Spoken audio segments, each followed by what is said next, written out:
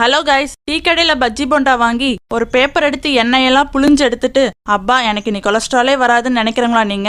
தமிழ்நாட்டுல பஜ்ஜி சாப்பிடுறதுக்குன்னு சில சம்பிரதாயம் இருக்குடா.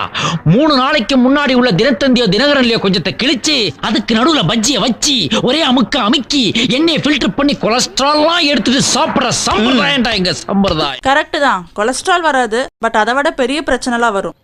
என்னடி சொல்ற? நீ என்ன சொல்ற? இனிமேல் அந்த தப்பை பண்ணாதீங்க. நியூஸ் பேப்பர்ல இருக்க இங்க் ரொம்ப ஹார்ம்ஃபுல்லான கெமிக்கல்ஸ்னால அச்சடிக்கப்படுது. ஃபார் எக்ஸாம்பிள், டைசியோபியூட்டல் ஃபேத்தலேட், ஸ்டைரின், ஆரோமேட்டிக் ஹைட்ரோகார்பன்ஸ்னு ரொம்ப டாக்ஸிக் சப்ஸ்டன்ஸ் தான் யூஸ் பண்றாங்க. அதுல சூடான வடை போண்டா வச்சு அமுக்கிறப்ப அதுல இருக்க கெமிக்கல் டைஸ் எல்லாம் ஃபுட்குள்ள வந்துடும். குறைந்த அளவு கெமிக்கல் உள்ள போனாலும் அது பெரிய பாதிப்பு ஏற்படுத்துதுன்னு டாக்டர் சொல்றாங்க.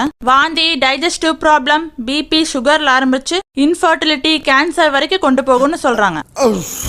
2016ல மத்திய அரசு ஃபுட் ஐட்டம்ஸ்லாம் நியூஸ் பேப்பர்ல விராப் பண்ணக்கூடாதுன்னு அப்பயே சட்டம் கொண்டு வந்துட்டாங்க. ரீசெண்டா இப்ப 2023ல சிவகங்கை மாவட்டத்துல ஏதோ ஒரு டீ கடையில நியூஸ் பேப்பர் யூஸ் பண்றாங்கன்னு 1000 ரூபாய் அபராதம் விதிச்சுட்டாங்க அந்த மாவட்ட ஆட்சியர். ரொம்ப ஈஸியா கிடைக்குதுன்னு அதை யூஸ் பண்ண வேண்டாம், அதுக்கு பதிவா டிஷ்யூ பேப்பர்ஸ், பேப்பர் பிளேட்ஸ் நிறைய ஆல்டர்னேட் வந்துருச்சு, அதெல்லாம் யூஸ் பண்ணலாம். 25-30 வருஷத்துக்கு முன்னாடி வாழை இலை தான் யூஸ் பண்ணிருந்தாங்க, அதனால ஹெல்த்துக்கும் ரொம்ப நல்லது, ஃபுட்ல தனி ஃபிளேவரும் ஆட் ஆகும். இந்த வீடியோவை நிறைய ஷேர் பண்ணுங்க, அவேர்னஸ் கிரியேட் பண்ணுங்க. நம்ம அறியாமையினால செய்யற தப்பு பெரிய பாதிப்பு ஏற்படுத்துது. ஹெல்த் ரொம்ப முக்கியம் இல்ல.